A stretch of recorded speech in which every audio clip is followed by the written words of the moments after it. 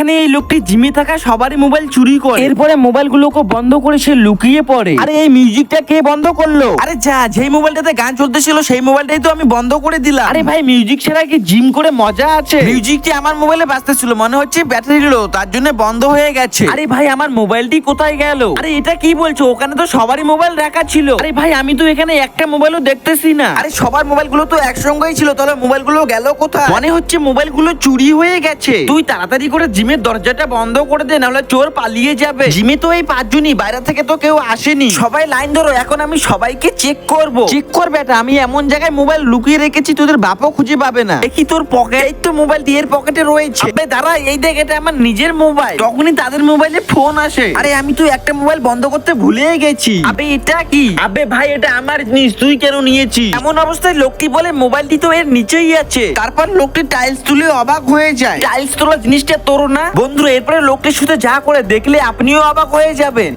माफ कर दो भैया, दोबारा नहीं करूंगा।